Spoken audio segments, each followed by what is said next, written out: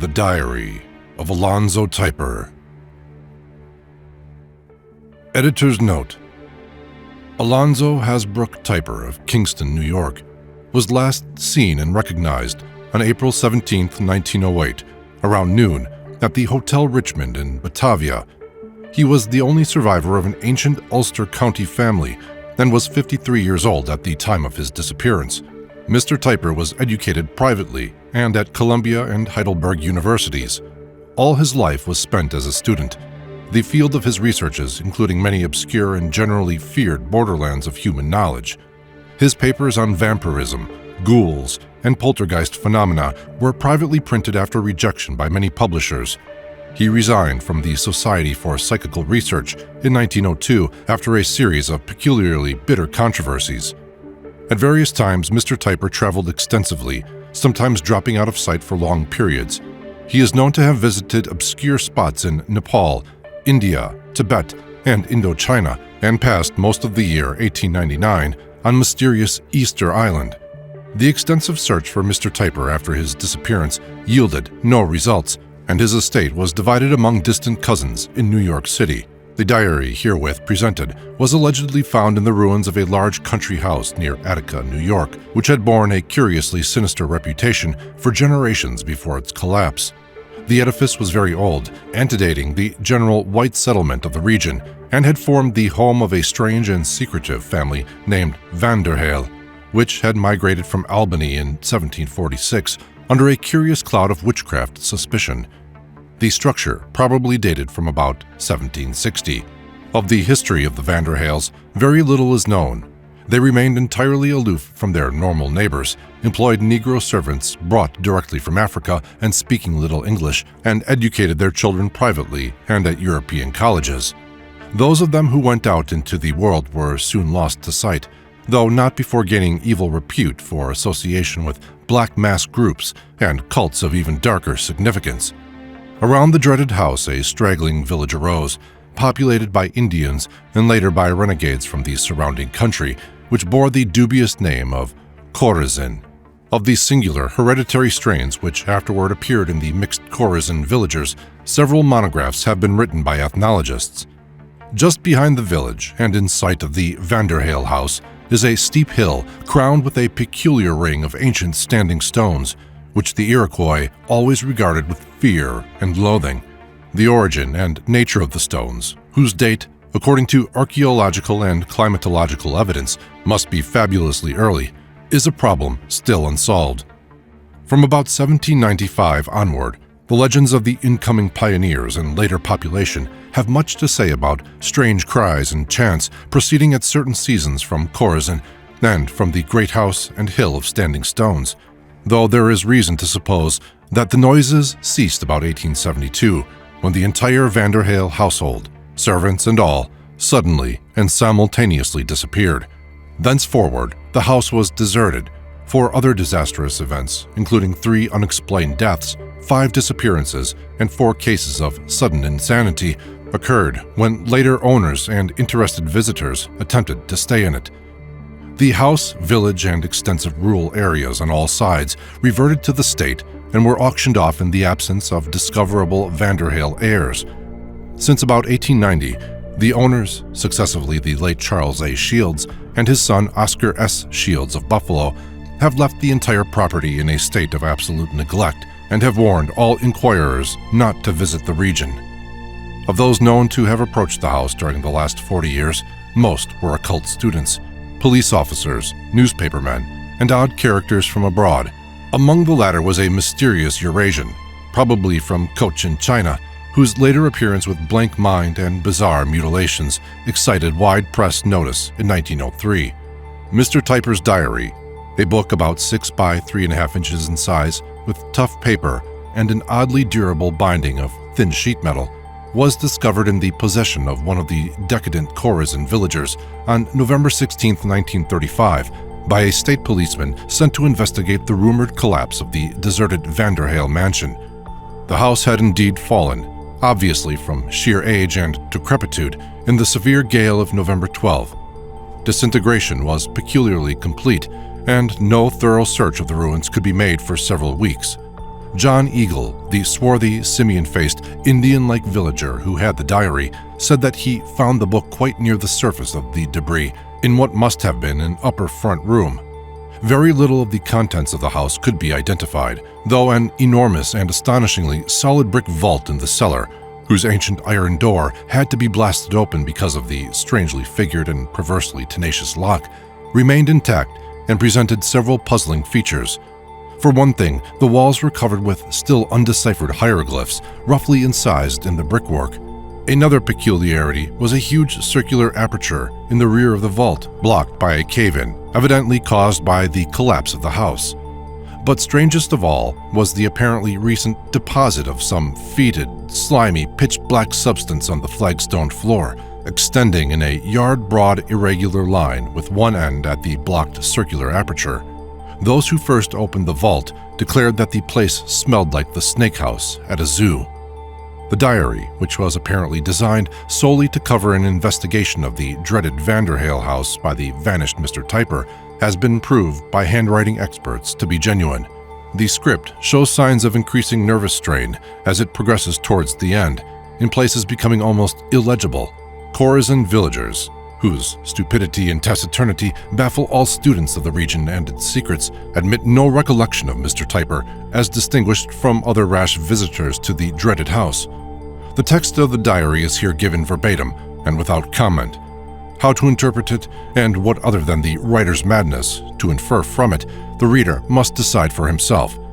Only the future can tell what its value may be in solving a generation-old mystery. It may be remarked that genealogists confirm Mr. Typer's belated memory in the matter of Adrian Slate. The Diary. April 17th, 1908. Arrived here about 6 p.m. Had to walk all the way from Attica in the teeth of an oncoming storm, for no one would rent me a horse or rig, and I can't run an automobile. This place is even worse than I had expected, and I dread what is coming, even though I long at the same time to learn the secret. All too soon will come the night, the old Walpurgis Sabbath horror, and after that time in Wales, I know what to look for. Whatever comes, I shall not flinch.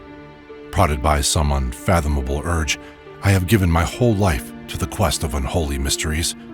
I came here for nothing else, and will not quarrel with fate. It was very dark when I got here, though the sun had by no means set. The storm clouds were the densest I had ever seen, and I could not have found my way but for the lightning flashes. The village is a hateful little backwater, and its few inhabitants no better than idiots. One of them saluted me in a queer way, as if he knew me. I could see very little of the landscape, just a small swampy valley of strange brown weed stalks and dead fungi, surrounded by scraggly, evilly twisted trees with bare boughs. But behind the village is a dismal-looking hill, on whose summit is a circle of great stones with another stone at the center. That, without question, is the vile primordial thing V told me about at the N. Estbit. The great house lies in the midst of a park all overgrown with curious-looking briars. I could scarcely break through, and when I did, the vast age and decrepitude of the building almost stopped me from entering. The place looked filthy and diseased, and I wondered how so leprous a bulk could hang together. It is wooden, and though its original lines are hidden by a bewildering tangle of wings added at various dates, I think it was first built in the square colonial fashion of New England. Probably that was easier to build than a Dutch stone house, and then, too, I recall that Dirk Vanderhale's wife was from Salem, a daughter of the unmentionable Abaddon Corey. There was a small pillared porch, and I got under it just as the storm burst. It was a fiendish tempest, black as midnight, with rain in sheets, thunder and lightning like the day of general dissolution, and a wind that actually clawed at me. The door was unlocked, so I took out my electric torch and went inside.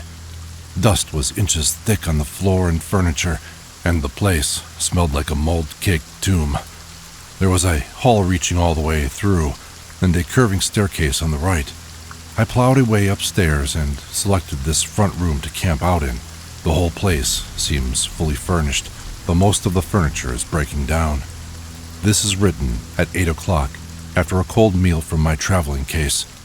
After this, the village people will bring me supplies, though they won't agree to come any closer than the ruins of the park gate until, as they say, later. I wish I could get rid of an unpleasant feeling of familiarity with this place. Later. I am conscious of several presences in this house. One in particular is decidedly hostile toward me, a malevolent which is seeking to break down my own and overcome me. I must not countenance this for an instant, but must use all my forces to resist it. It is appallingly evil and definitely not human. I think it must be allied to powers outside Earth, powers in the spaces behind time and beyond the universe. It towers like a colossus, bearing out what is said in the Aklo writings. There is such a feeling of vast size connected with it that I wonder these chambers can contain its bulk, and yet it has no visible bulk. Its age must be unutterably vast, shockingly, indescribably so. April 18th. Slept very little last night. At 3 a.m., a strange creeping wind began to pervade the whole region, never rising until the house rocked as if in a typhoon. As I went down the staircase to see the rattling front door, the darkness took half-visible forms in my imagination. Just below the landing, I was pushed violently from behind. By the wind, I suppose, though I could have sworn I saw the dissolving outlines of a gigantic black paw as I turned quickly about. I did not lose my footing, but safely finished the descent and shot the heavy bolt of the dangerously shaking door. I had not meant to explore the house till dawn, yet now, unable to sleep again and fired with mixed terror and curiosity, I felt reluctant to postpone my search. With my powerful torch, I plowed through the dust to the great south parlor where I knew the portraits would be. There they were, just as V had said, and as I seemed to know from some obscure source as well. Some were so blackened, moldy, and dust-clouded that I could make little or nothing of them, but from those I could trace I recognized that they were indeed of the hateful line of the Vanderhales. Some of the paintings seemed to suggest faces I had known, but just what faces, I could not recall. The outlines of that frightful hybrid, Joris, spawned in 1773 by old Dirk's youngest daughter, were clearest of all, and I could trace the green eyes and the serpent look in his face. Every time I shut off the flashlight, that face would seem to glow in the dark until I half fancied it shone with a faint, greenish light of its own. The more I looked, the more evil it seemed, and I turned away to avoid hallucinations of changing expression. But that to which I turned was even worse. The long, dour face, small, closely set eyes, and swine-like features identified it at once, even though the artist had striven to make the snout look as human as possible. This was what V had whispered about. As I stared in horror, I thought the eyes took on a reddish glow. And for the moment, the background seemed replaced by an alien and seemingly irrelevant scene. A lone, bleak moor beneath a dirty yellow sky whereon grew a wretched-looking blackthorn bush. Fearing for my sanity, I rushed from that accursed gallery to the dust-cleared corner upstairs, where I have my camp. Later. Decided to explore some of the labyrinthine wings of the house by daylight. I cannot get lost, for my footprints are distinct in the ankle-deep dust, and I can trace other identifying marks when necessary. It is curious how easily I learned the intricate windings of the corridors, followed a long, outflung northerly L to its extremity, and came to a locked door, which I forced. Beyond was a very small room, quite crowded with furniture, and with the paneling badly worm-eaten. On the outer wall, I spied a black space behind the rotting woodwork and discovered a narrow, secret passage leading downward to unknown black depths. It was a steeply inclined chute or tunnel without steps or handholds, and I wondered what its use could have been. Above the fireplace was a moldy painting, which I found on close inspection to be that of a young woman in the dress of the late 18th century. The face is of classic beauty, yet with the most fiendishly evil expression which I have ever known the human countenance to bear.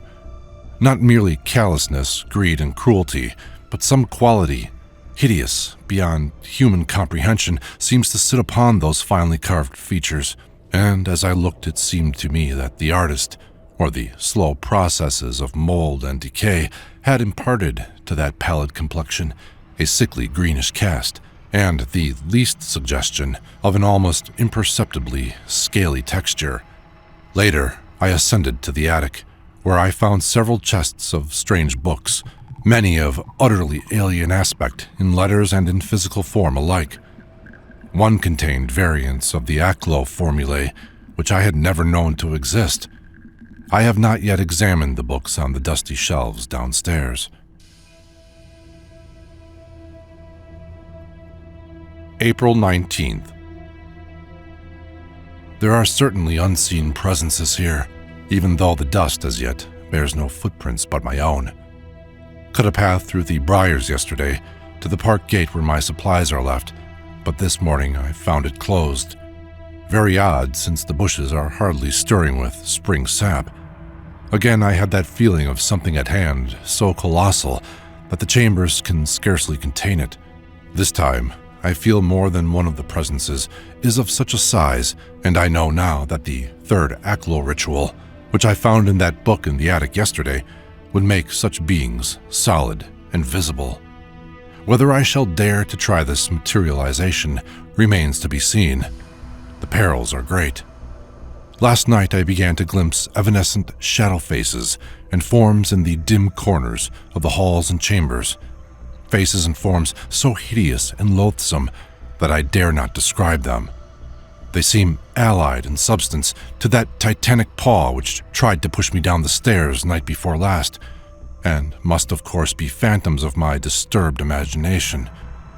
What I am seeking would not be quite like those things. I have seen the paw again, sometimes alone and sometimes with its mate, but I have resolved to ignore all such phenomena. Early this afternoon, I explored the cellar for the first time, descending by a ladder found in a storeroom, since the wooden steps had rotted away. The whole place is a mass of nitrous incrustations with amorphous mounds marking the spots where various objects have disintegrated. At the farther end is a narrow passage which seems to extend under the northerly L where I found the little locked room, and at the end of this is a heavy brick wall within a locked iron door. Apparently belonging to a vault of some sort, this wall and door bear evidence of 18th century workmanship and must be contemporary with the oldest additions to the house, clearly pre-revolutionary. On the lock, which is obviously older than the rest of the ironwork, are engraved certain symbols which I cannot decipher. V had not told me about this vault. It fills me with a greater disquiet than anything else I have seen, for every time I approach it, I have an almost irresistible impulse to listen for something. Hitherto, no untoward sounds have marked my stay in this malign place. As I left the cellar, I wished devoutly that the steps were still there, for my progress up the ladder seemed maddeningly slow. I do not want to go down there again, and yet some evil genius urges me to try it at night if I would learn what is to be learned. April 20th. I have sounded the depths of horror, only to be made aware of still lower depths. Last night, the temptation was too strong, and in the black small hours, I descended once more into that nitrous, hellish cellar with my flashlight, tiptoeing among the amorphous heaps to that terrible brick wall and locked door. I made no sound and refrained from whispering any of the incantations I knew, but I listened with mad intentness. At last I heard the sounds from beyond those barred plates of sheet iron, the menacing padding and muttering, as of gigantic night things within. Then, too, there was a damnable slithering, as of a vast sea serpent or sea beast dragging its monstrous folds over a paved floor. Nearly paralyzed with fright, I glanced at the huge rusty lock and at the alien cryptic hieroglyphs graven upon it. They were signs I could not recognize, and something in their vaguely mongoloid technique hinted at a blasphemous and indescribable antiquity. At times I fancied I could see them glowing with a greenish light. I turned to flee, but found that vision of the titan paws before me, the great talons seeming to swell and become more tangible as I gazed. Out of the cellar's evil blackness they stretched, with shadowy hints of scaly wrists beyond them, and with a waxing, malignant will guiding their horrible gropings. Then I heard, from behind me, within that abominable vault, a fresh burst of muffled reverberations, which seemed to echo from far horizons like distant thunder. Impelled by this greater fear, I advanced toward the shadowy paws with my flashlight and saw them vanish before the full force of the electric beam. Then up the ladder I raced, torch between my teeth, nor did I rest till I had regained my upstairs camp. What is to be my ultimate end, I dare not imagine. I came as a seeker, but now I know that something is seeking me. I could not leave if I wished. This morning I tried to go to the gate for my supplies, but found the briars twisted tightly in my path. It was the same in every direction, behind and on all sides of the house. In places, the brown, barbed vines had uncurled to astonishing heights, forming a steel-like hedge against my egress. The villagers are connected with all this. When I went indoors, I found my supplies in the great front hall, though without any clue to how they came there. I am sorry now that I swept the dust away. I shall scatter some more and see what prints are left. This afternoon I read some of the books in the great shadowy library at the rear of the ground floor and formed certain suspicions which I cannot bear to mention. I had never seen the text of mnemonic manuscripts or of the Eltdown shards before, and would not have come here had I known what they contain. I believe it is too late now, for the awful sabbath is only 10 days away. It is for that night of horror that they are saving me. April 21st. I have been studying the portraits again. Some have names attached, and I noticed one of an evil-faced woman painted some 2 centuries ago, which puzzled me. It bore the name of Trinte van der Hel Slate, and I have a distinct impression that I once met the name of Slate before, in some significant connection. It was not horrible then, though it becomes so now. I must rack my brain for the clue. The eyes of these pictures haunt me. Is it possible that some of them are emerging more distinctly from their shrouds of dust and decay and mold? The serpent-faced and swine-faced warlocks stare horribly at me from their blackened frames, and a score of other hybrid faces are beginning to peer out of shadowy backgrounds. There is a hideous look of family resemblance in them all, and that which is human is more horrible than that which is non-human. I wish they reminded me less of other faces I have known in the past. They were an accursed line, and Cornelius of Leyden was the worst of them. It was he who broke down the barrier after his father had found that other key. I am sure that V knows only a fragment of the horrible truth, so that I am indeed unprepared and defenseless. What of the line before Old Clays? What he did in 1591 could never have been done without generations of evil heritage or some link with the outside. And what of the branches this monstrous line has sent forth? Are they scattered over the world, all awaiting their common heritage of horror? I must recall the place where I once so particularly noticed the name of Slate.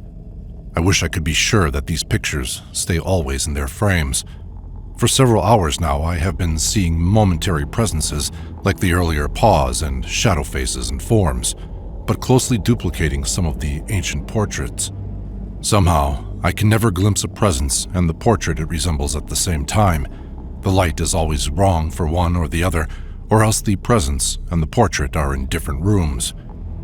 Perhaps, as I have hoped, the presences are mere figments of imagination, but I cannot be sure now. Some are female, and of the same hellish beauty as the picture in the little locked room. Some are like no portrait I have seen, yet make me feel that their painted features lurk unrecognized beneath the mold and suit of canvases I cannot decipher. A few, I desperately fear, have approached materialization in solid or semi-solid form, and some have a dreadful and unexplained familiarity. There is one woman who in fell loveliness excels all the rest. Her poisonous charms are like a honeyed flower growing on the brink of hell. When I look at her closely, she vanishes, only to reappear later. Her face has a greenish cast, and now and then I fancy I can spy a suspicion of the squamos in its smooth texture. Who is she? Is she that being who must have dwelt in the little locked room a century and more ago? My supplies were again left in the front hall. That clearly is to be the custom. I had sprinkled dust about to catch footprints, but this morning the whole hall was swept clean by some unknown agency. April 22nd. This has been a day of horrible discovery. I explored the cobwebbed attic again and found a carved, crumbling chest, plainly from Holland, full of blasphemous books and papers far older than any hitherto encountered here. There was a Greek Necronomicon, a Norman French Livre des Abons, and a first edition of old Ludwig Prinz de Vermis Mysterious. But the old bound manuscript was the worst.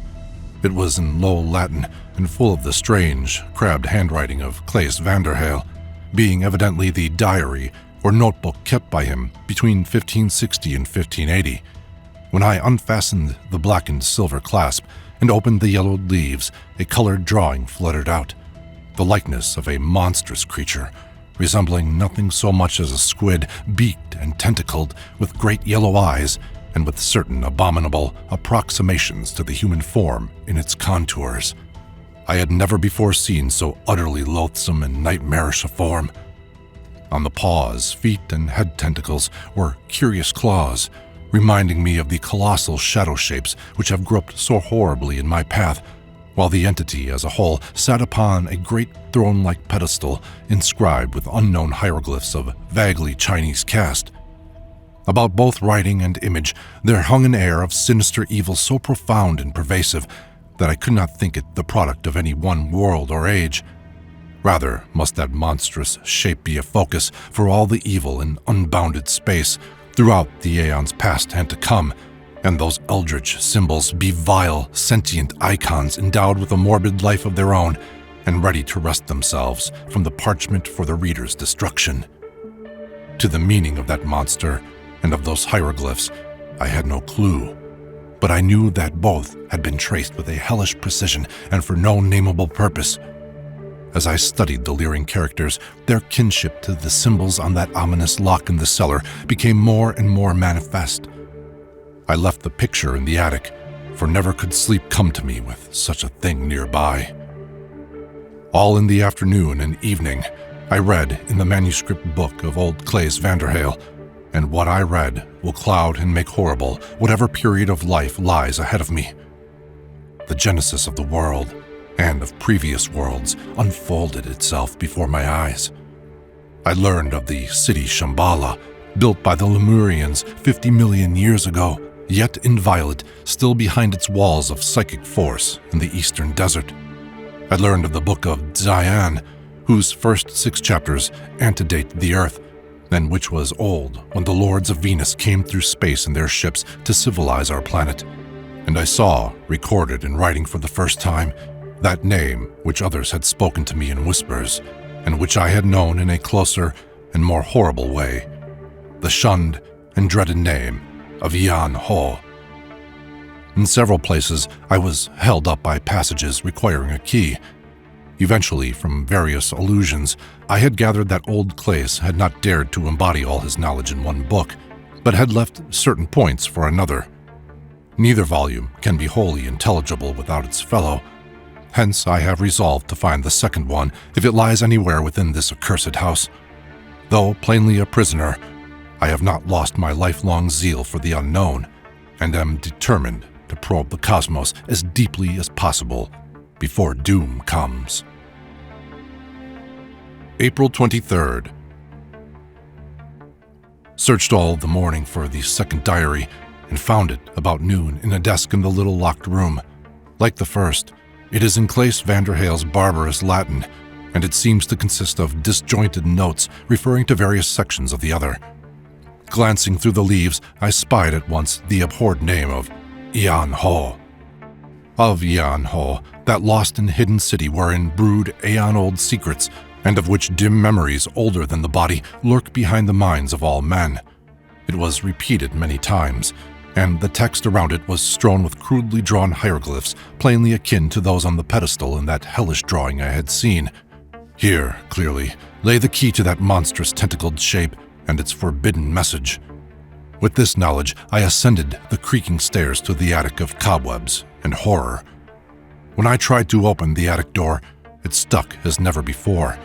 Several times, it resisted every effort to open it, and when at last it gave way, I had a distinct feeling that some colossal, unseen shape had suddenly released it, a shape that soared away on non-material, but audibly beating wings. When I found the horrible drawing, I felt that it was not precisely where I had left it. Applying the key in the other book, I soon saw that the latter was no instant guide to the secret. It was only a clue to a secret, too black to be left lightly guarded. It would take hours, perhaps days, to extract the awful message. Shall I live long enough to learn the secret? The shadowy black arms and paws haunt my vision more and more now, and seem even more titanic than at first, nor am I ever long free from those vague, unhuman presences whose nebulous bulk seems too vast for the chambers to contain. And now and then, the grotesque evanescent faces and forms and the mocking portrait shapes troop before me in bewildering confusion. Truly, there are terrible primal arcana of earth which had better be left unknown and unevoked, dread secrets which have nothing to do with man, and which man may learn only in exchange for peace and sanity, cryptic truths which make the knower ever more an alien among his kind and cause him to walk alone on earth. Likewise are there dread survivals of things older and more potent than man, things that have blasphemously straggled down through the aeons to ages never meant for them, monstrous entities that have lain sleeping endlessly in incredible crypts and remote caverns outside the laws of reason and causation, and ready to be waked by such blasphemers as shall know their dark forbidden signs and furtive passwords. April 24th. Studied the picture and the key all day in the attic. At sunset, I heard strange sounds of a sort not encountered before and seeming to come from far away. Listening, I realized that they must flow from that queer, abrupt hill with the circle of standing stones, which lies behind the village and some distance north of the house. I had heard that there was a path from the house leading up that hill to the primal cromlech, and had suspected that at certain seasons the Vanderhaels had much occasion to use it. But the whole matter had hitherto lain latent in my consciousness. The present sounds consisted of a shrill piping intermingled with a peculiar and hideous sort of hissing or whistling, a bizarre, alien kind of music like nothing which the annals of earth describe. It was very faint and soon faded, but the matter has sent me thinking. It is toward the hill that the long northerly L with the secret chute and the locked brick vault under it extend. Can there be any connection which has so far eluded me? April 25th. I have made a peculiar and disturbing discovery about the nature of my imprisonment. Drawn toward the hill by a sinister fascination, I found the briars giving way before me, but in that direction only. There is a ruined gate, and beneath the bushes the traces of the old path no doubt exist. The briars extend part way up and all around the hill, though the summit with the standing stones bears only a curious growth of moss and stunted grass. I climbed the hill and spent several hours there, noticing a strange wind which seems to always sweep around the forbidding monoliths, and which sometimes seems to whisper in an oddly articulate, though darkly cryptic fashion. These stones, both in color and in texture, resemble nothing I have seen elsewhere. They are neither brown nor gray, but rather of a dirty yellow merging into an evil green and having a suggestion of chameleon-like variability.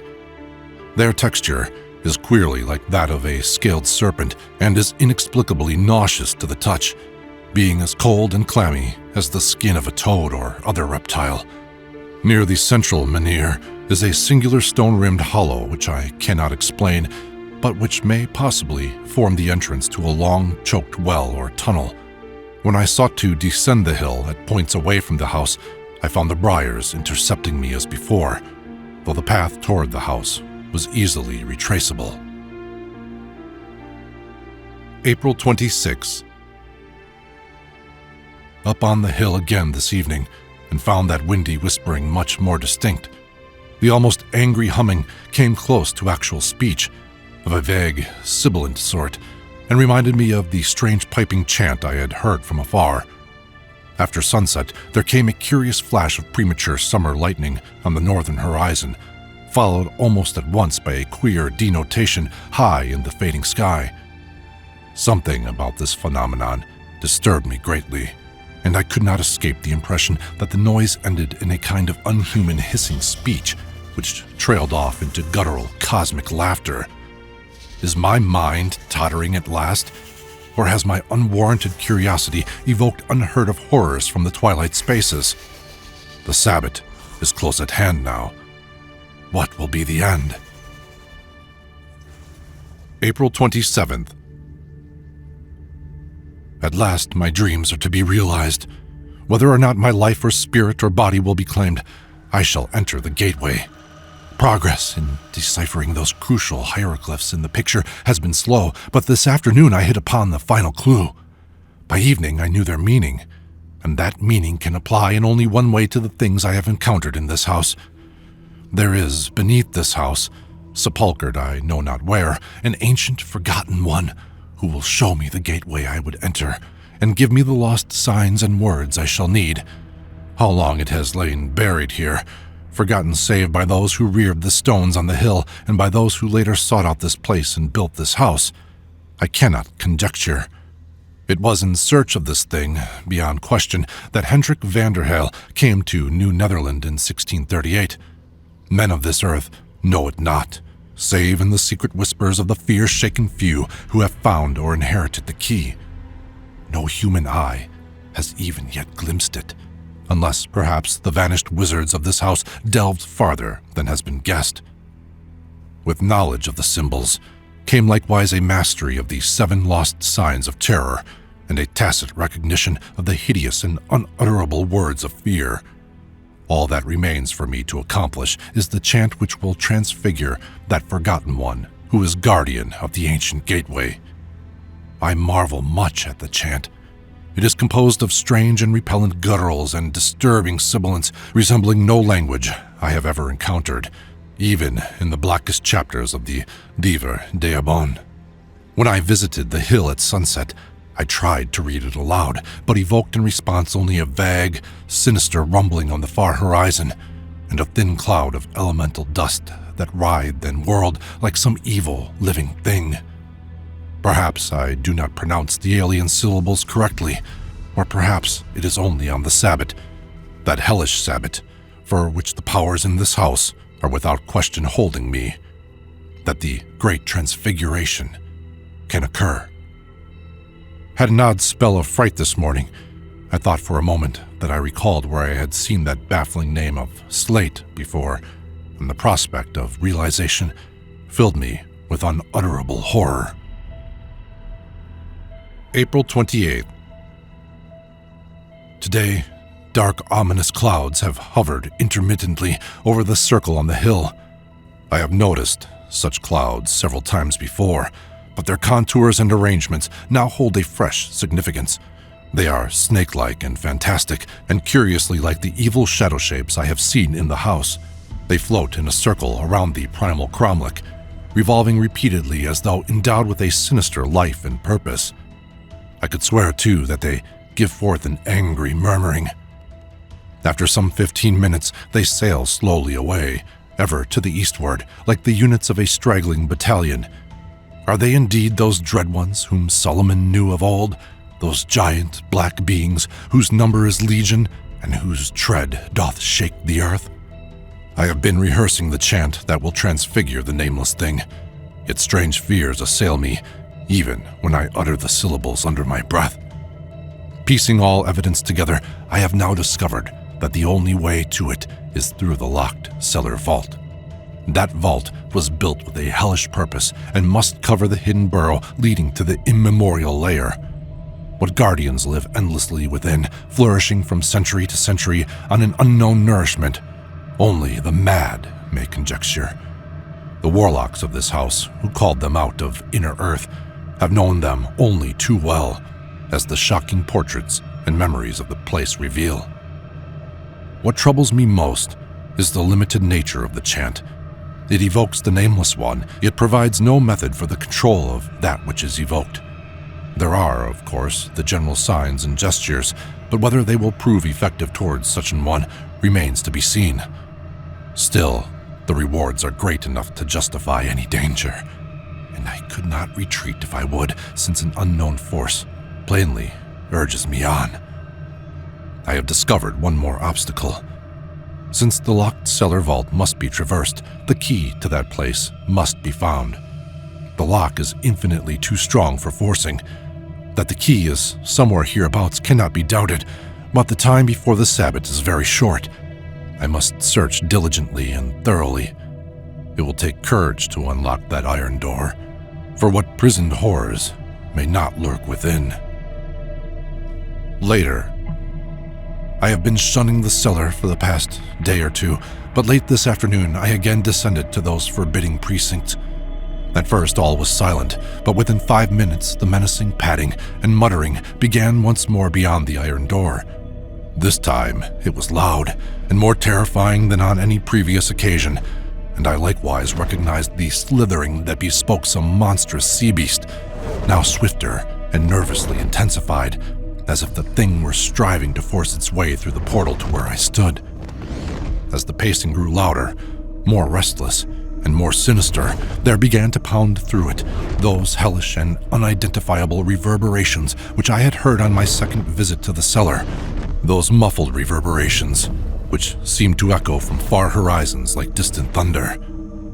Now, however, their volume was magnified 100-fold, and their timbre freighted with new and terrifying implications. I can compare the sound to nothing more aptly than to the roar of some dread monster of the vanished Saurian age, when primal horrors roamed the earth and Volusia's serpent men laid the foundation stones of evil magic. To such a roar, but swelled to deafening heights reached by no known organic throat, was this shocking sound akin. Dare I unlock the door and face the onslaught of what lies beyond? April 29th. The key to the vault is found. I came upon it this noon in the little locked room, buried beneath rubbish in a drawer of the ancient desk, as if some belated effort to conceal it had been made. It was wrapped in a crumbling newspaper dated October 31st, 1872, but there was an inner wrapping of dried skin, evidently the hide of some unknown reptile, which bore a low Latin message in the same crabbed writing as that of the notebooks I found. As I had thought, the lock and key were vastly older than the vault. Old Claes Vanderhael had them ready for something he or his descendants meant to do, and how much older than he they were, I could not estimate. Deciphering the Latin message, I trembled in a fresh access of clutching terror and nameless awe. "The secrets of the monstrous primal ones," ran the crabbed text, "whose cryptic words relate the hidden things that were before man, the things no one of earth should learn, lest peace be forever forfeited, shall by me never suffer revelation. To Eon Hor, that lost and forbidden city of countless aeons, whose place may not be told, I have been in the veritable flesh of this body as none other among the living has been. Therein have I found, and thence have I borne away, that knowledge which I would gladly lose, though I may not. I have learned to bridge a gap that should not be bridged, and must call out of the earth that which should not be waked or called. And what is sent to follow me will not sleep till I or those after me have found and done what is to be found and done. That which I have awaked and borne away with me, I may not part with again. So is it written in the book of hidden things. That which I have willed to be has twined its dreadful shape around me, and if I live not to do the bidding, around those children born and unborn who shall come after me, until the bidding be done. Strange may be their joinings, and awful the aid they may summon till the end be reached. Into lands unknown and dim must the seeking go, and a house must be built for the outer guardians. This is the key to that lock which was given me in the dreadful, aeon-old and forbidden city of Ian-Ho.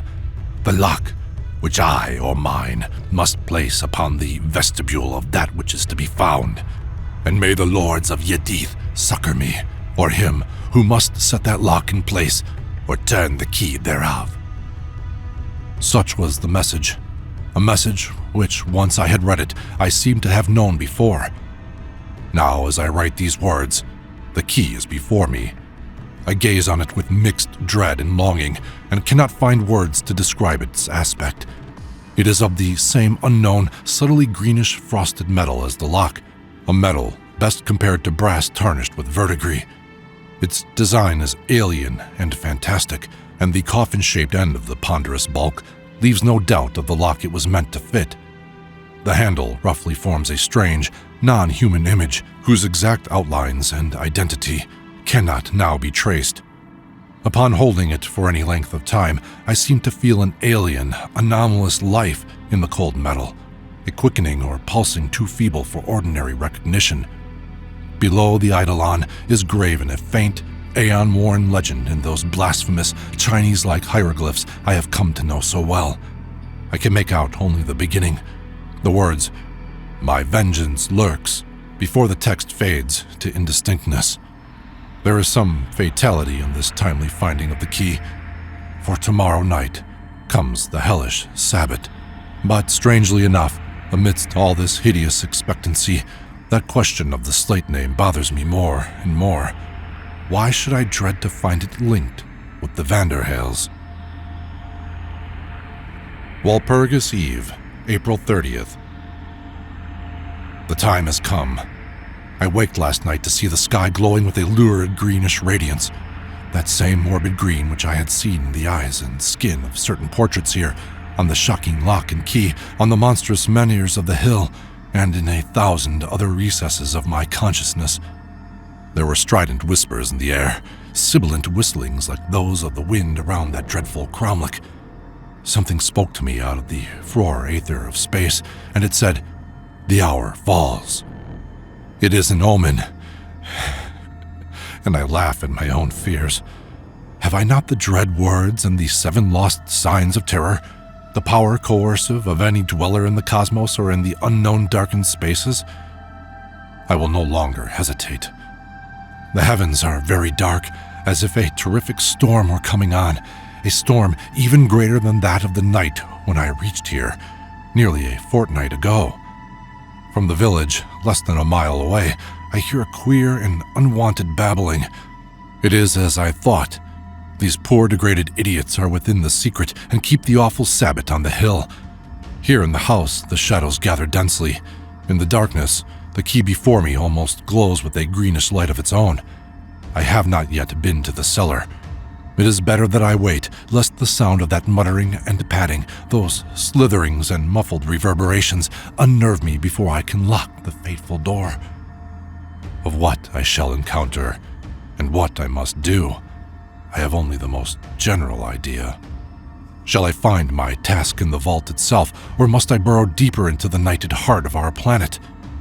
There are things I do not yet understand, or at least prefer not to understand, despite a dreadful, increasing, and inexplicable sense of bygone familiarity with this fearsome house. That chute, for instance, leading down from the little locked room. But I think I know why the wing with the vault extends toward the hill. 6 p.m. Looking out the north windows, I can see a group of villagers on the hill. They seem unaware of the lowering sky and are digging near the great central menhir. It occurs to me that they are working on that stone-rimmed hollow place, which looks like a long-choked tunnel entrance.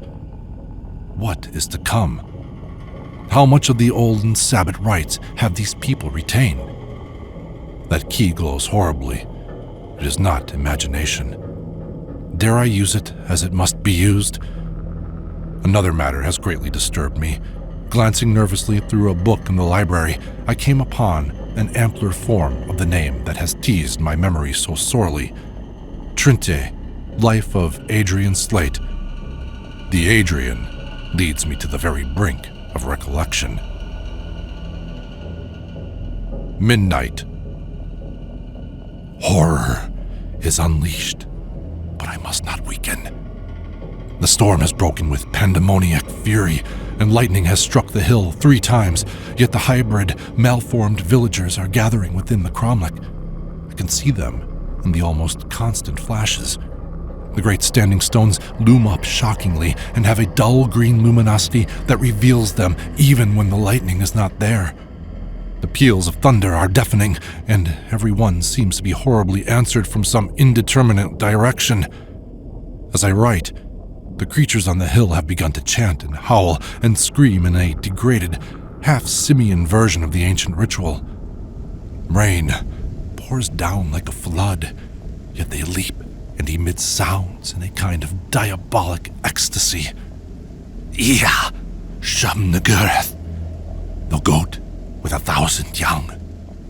But the worst thing is within the house. Even at this height, I have begun to hear sounds from the cellar. It is the padding and muttering and slithering and muffled reverberations within the vault. Memories come and go. That name of Aiden Slate pounds oddly at my consciousness. Dirk Vanderhale's son-in-law, his child, old Dirk's granddaughter, and Abaddon Corey's great-granddaughter. Later. Merciful God. At last, I know where I saw that name. I know, and am transfixed with horror. All is lost. The key has begun to feel warm as my left hand nervously clutches it. At times, that vague quickening or pulsing is so distinct that I can almost feel the living metal move. It came from Ian Ho for a terrible purpose, and to me, who all too late know the thin stream of Vanderhale blood that trickles down through the slates into my own lineage, has descended the hideous task of fulfilling that purpose. My courage and curiosity wane. I know the horror that lies beyond that iron door. What if Claes Vanderhale was my ancestor? Need I expiate his nameless sin? I will not. I swear I will not. Writing here grows indistinct. Too late. Cannot help self. Black paws materialize. Am dragged away toward the cellar.